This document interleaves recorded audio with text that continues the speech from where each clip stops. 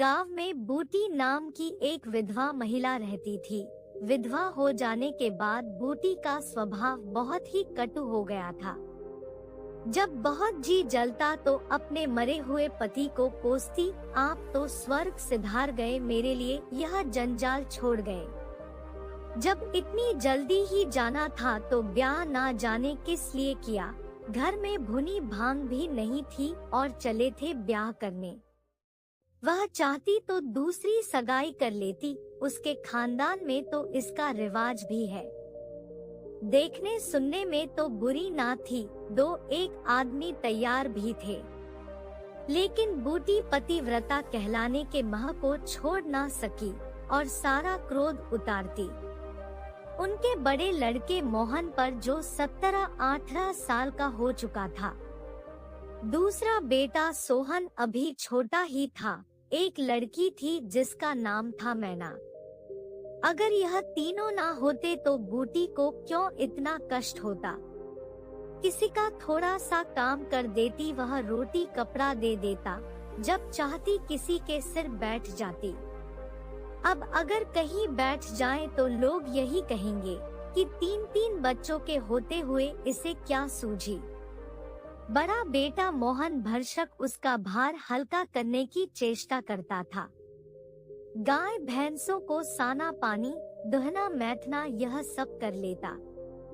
लेकिन बूटी का मुंह था कि सीधा ना होता, वह रोज एक न एक कुचल निकालती रहती। मोहन ने भी उसकी घुड़की की परवाह करना छोड़ दिया था।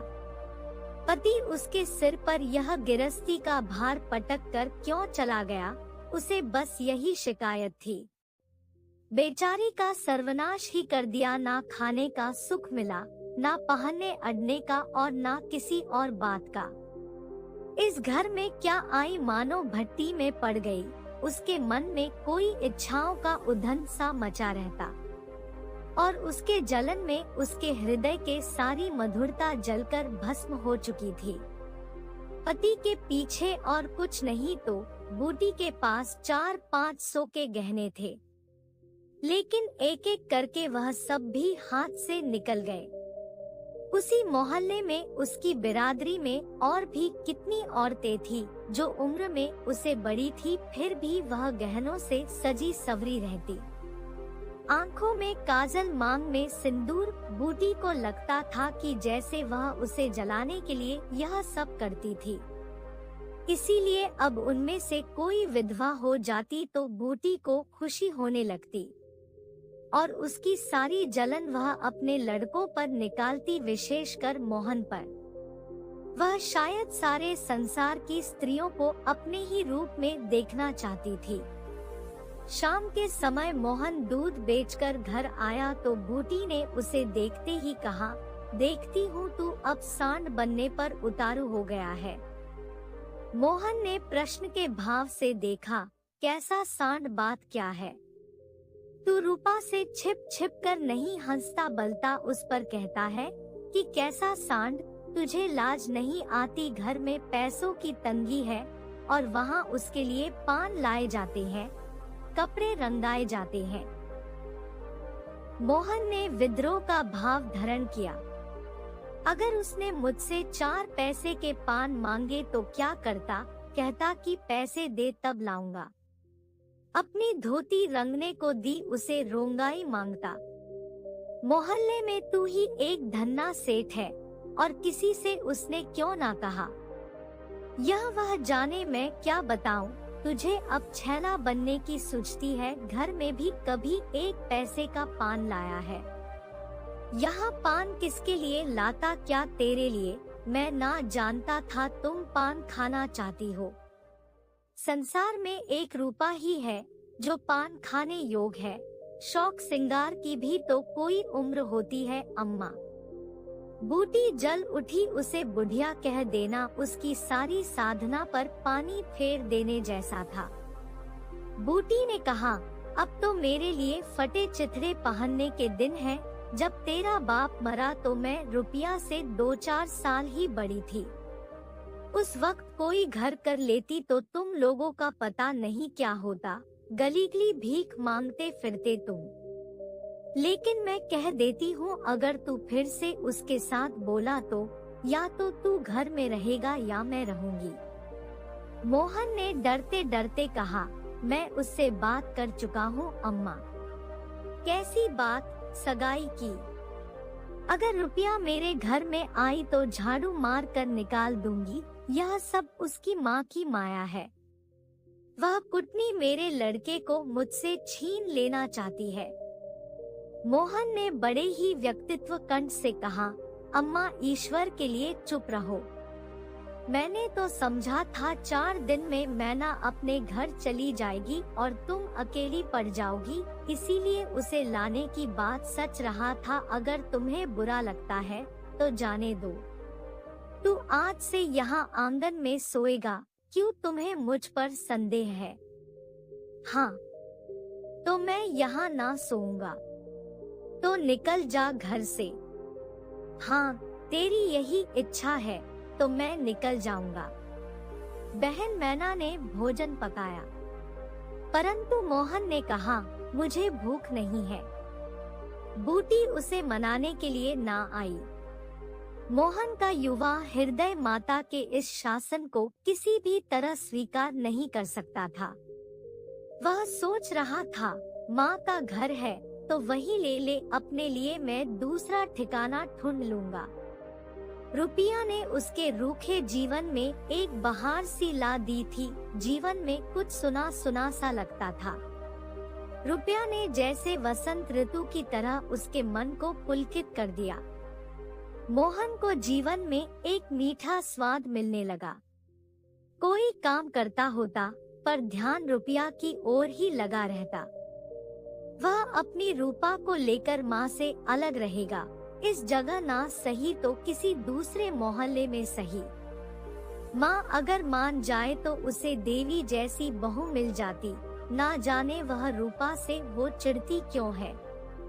वह जरा पान खा लेती है और जरा साड़ी रंगा कर पहनती है, तभी उसे चूड़ियों की झंकार सुनाई दी। रुपया आ रही थी। हाँ, वही थी।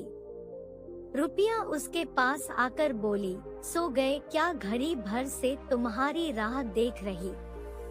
आए क्यों नहीं? मोहन आधी नींद में था। वह एकदम से चौंक कर उठ गया। अभी तक सो रहे थे क्या? हाँ, जरा नींद आ गई थी। रूपा, तुम इस वक्त यहाँ क्या करने आई हो? कहीं अम्मा ने देख लिया तो मुझे मार ही डालेगी। तुम आज आए क्यों नहीं? आज अम्मा से लड़ाई हो गई। क्या कहती थी? कहती थी रूपा से बोलेगा तो मैं प्राण दे दूंगी। तुमने पूछा नहीं कि रुपया से क्यों चिढ़ती हो? अब उनकी बात क्या कहूँ रूपा, वह किसी का भी खाना पहनना नहीं देख सकती। अब मुझे तुमसे दूर रहना पड़ेगा। ऐसी बात करोगी तो मैं तुम्हें लेकर भाग जाऊंगा। तुम मेरे पास एक बार रोज आया करो बस, और मैं कुछ नहीं चाहती। उसी समय घर का किवाड़ खड़का और रुपया भाग गई। मोहन दूसरे दिन सोकर उठा तो उसके हृदय में आनंद का सागर भरा हुआ था। वह सोहन को बराबर डांटता रहता था। सोहन आलसी था। घर के सारे काम धंधे में उसका जी ना लगता था। सोहन को अपने कपड़े धोते हुए देखकर मोहन ने कहा, आज धोबी को क्यों नहीं दे आते अपने कपड़े? धोबिन पैसे मांगती है तो अम्मा से पैसे मांग लेते। अम्मा पैसे देती है भला, ये लो मुझसे ले लो। यह कहकर उसने एक आनी सोहन की तरफ उछाल दी। सोहन प्रसन्न हो गया। बहुत दिनों के बाद आज दोनों भाइयों में स्नेह देखने को मिला था। तभी उसने देखा कि आंगन में उसकी बहन घरौंदे बना रही थी। वह बोला, तू तो बहुत अच्छे घरौंदे बनाती है, जरा बना कर दिखा। मैना का चेहरा खिल उठा। प्रेम के शब्दों में कितना जादू होता है, मुंह से निकलते ही जैसे सुगंध फैल जाती है। मोहन बोला, तेरी गुड़िया का ब्याह कब है? मैना न्योता नहीं देगी, कुछ मिठाई खाने को नहीं मिलेगी। मैना का मन आकाश में उड़ने लगा। अम्मा पैसे नहीं देती कोई बात नहीं, पैसे अम्मा नहीं देती तो मैं देता हूँ। यह लो, इन पैसों से तुम अपने गुड्डा गुड़िया का ब्याह रचाना। उसी वक्त बूटी वहाँ पर आ गई। उसके सिर पर गोबर की टोकरी थी। मोहन को खड़े देखकर वह कटहर सर में बली, अभी तक मटर गश्ती ही हो रही है, भैंस कब दुही जाएगी। आज बूटी को मोहन ने विद्रोह भरा जवाब ना दिया। जैसे उसके मन में कोई मधुरीय दरिया सा चल पड़ा था। माता को गोबर का बोझ उठाते देखकर उसने टोकरी उसके सिर से उतार ली। बूटी ने कहा, रहने दे, जाकर भैंस दूं, मैं तो गोबर लेकर जाती हूँ। तुम इतना बोझ क्यों उठा लेती हो अम्मा, मुझे क्यों नहीं बुलाया। माता का हृदय वात्सल्य से गदगद हो उठा। तू जा अपना काम देख, मेरे पीछे क्यों पड़ता है। गोबर निकालने का काम मेरा है और दूध कौन दूहेगा, वह भी मैं करूँगा। तू इतना बड़ा जोधा है कि सारे काम कर लेगा। जितना कहता हूँ उतना कर लूँगा, तो मैं क्या करूँगी। तुम लड़कों से काम लो जो तुम्हारा धर्म है। इसके बाद मोहन बाजार गया और दूध बेचकर जब वह वापस लौटा तो उसके हाथ में एक पान कत्था सुपारी और एक छोटा सा पानदान था और थोड़ी सी मिठाई लाया था। बूटी बिगड़ कर बोली, आज पैसे कहीं फालतू मिल गए थे क्या, इस तरह उड़ावेगा तो दिन कैसे निभेगा। मैंने तो एक भी पैसा नहीं उड़ाया अम्मा, पहले तो मैं समझता था कि तुम पान खाती नहीं, तो अब मैं पान खाऊंगी। हाँ और क्या, जिसके दो दो जवान बेटे हो, क्या वह इतना शौक भी पूरा ना करे। बूटी के सूखे कठोर हृदय में कहीं से कुछ हरियाली निकल आई। एक नन्ही सी कोपल थी, उसके अंदर कितना रास्ता। उसने मैना और सोहन को एक एक मिठाई दी, एक मोहन को भी दे दी। मोहन वापस अपने काम पर लौट गया और बूटी जब अंदर आई तो एक आईना पड़ा हुआ था। उसमें वह अपना मुंह देखने लगी। होठों पर लाली थी, मुंह लाल करने के लिए ही थोड़ी ना पान खाया था। तभी उसकी पड़ोसी धनिया वहां पर आ गई। धनिया ने आकर कहा, काकी तनिक रस्सी दे दो, मेरी रस्सी टूट गई है। कल उसे बूटी ने साफ कह दिया था कि मेरी रस्सी गांव भर के लिए नहीं है। रस्सी टूट गई है तो अपनी बनवा लो, लेकिन धनिया आज फिर से उसके पास रस्सी मांगने के लिए आ गई। आज उसने धनिया को रस्सी निकालकर बड़े ही खुश मन से दे दी और उसे पूछा, लड़के के दस्त बंद हुए कि नहीं। धनिया ने उदास मन से कहा, नहीं काकी, आज तो दिन भर दस्त आए, तुम तो जानती ही हो उसके दांत आ रहे हैं। पानी भर ले तो जरा चलकर देखो, दांत ही है या कुछ और फसाद तो नहीं है। किसी की नजर वजर तो नहीं लगी। अब क्या जाने काकी, कौन जाने किसकी आंख फूटी होगी। कभी कभी माँ की नजर भी लग जाया करती है। यह क्या कहती हो काकी, भला कोई अपने बच्चों को भी नजर लगाएगा। यही तो तू समझती नहीं, नजर अपने आप भी लग जाती है। धनिया पानी लेकर आई तो बूटी उसके बच्चे को देखने लगी। तू तो आजकल अकेली ही है, घर के काम में बड़ी दिक्कत होती होगी। नहीं काकी, रुपया आ जाती है, घर का कुछ काम कर देती है, नहीं तो अकेले मेरे मरने जैसी हालत हो जाए। बूटी को यह जानकर बहुत ही आश्चर्य हुआ कि रुपया उसके घर पर काम करने के लिए आती है। वह तो आज तक बूटी रुपया को सिर्फ एक चमक धमक वाली लड़की ही समझती थी। बूटी ने तो आज तक यही सोचा था कि रुपया एक तितली ही है। वह हैरान होकर बोली, रुपया? हाँ काकी, बेचारी बड़ी सीधी है, झाड़ू लगा देती है, चौका बर्तन कर देती है, लड़के को भी संभालती है। आज के समय में कौन किसको पूछता है काकी, उसे तो अपने मिश्री काजल से ही छुट्टी ना मिलती होगी। यह तो अपनी अपनी है रुचि है काकी, मुझे तो इस मिश्री काजल वाली ने जितना सहारा दिया है ना उतना तो किसी भक्तिन ने ना दिया होगा। बेचारी रात भर जगती रही, मैंने तो उसे कुछ दिया भी नहीं। हाँ, जब तक जीऊंगी उसका जस गाऊंगी।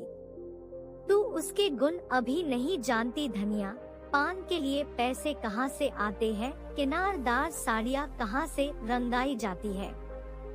मैं इन बातों में नहीं पड़ती काकी, फिर सक सिंगार करने का किसका जी नहीं चाहता।